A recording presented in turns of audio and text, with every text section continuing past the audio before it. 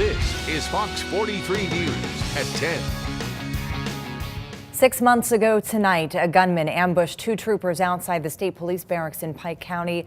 One was killed, another seriously wounded. Well, that suspect, Eric Freen, now sits in the Pike County prison awaiting trial. He has pled not guilty to the attack. And since that night 6 months ago, we have learned a lot about the case against Freen.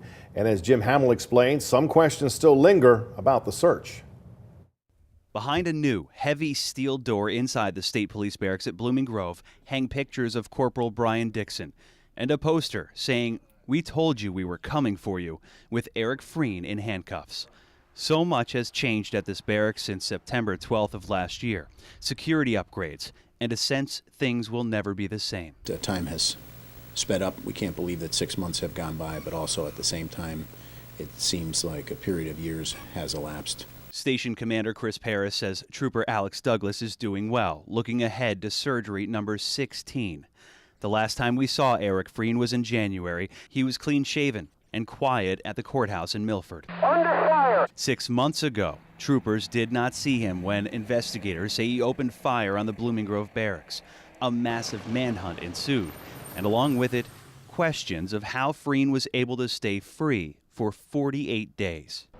It very well may have been a similar creek like this where Eric Freen is alleged to have passed underneath 84. As state police say, he tried to escape the manhunt that followed him south to the Canadensis area, where that search focused for several weeks. State police say Freen was on foot, but we still don't know where he was or what path he took after the shooting and before his capture some 30 miles away at the abandoned Birchwood Resort near Tannersville. I don't want this guy going all Eric Freen on us, hole up at some derelict airport for weeks while we're out here. Freen's ability to evade state police, ATF, FBI, and U.S. Marshals was even mentioned on cable TV on FX's Justified. State police say they've spent nearly $12 million on the search, mostly overtime.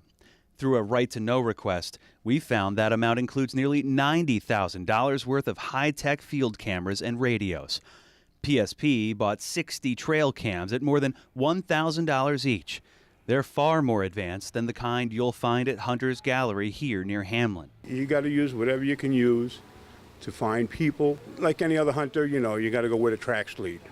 So where did the tracks lead? They were overkilled on that one. And I don't know why they didn't find him. It was such a small area. As for the cameras, state police would only say they were used during the search to assist in locating Freen and that the items will be used by state police in the future if circumstances warrant it. What troopers won't say is whether the cameras did help find Freen.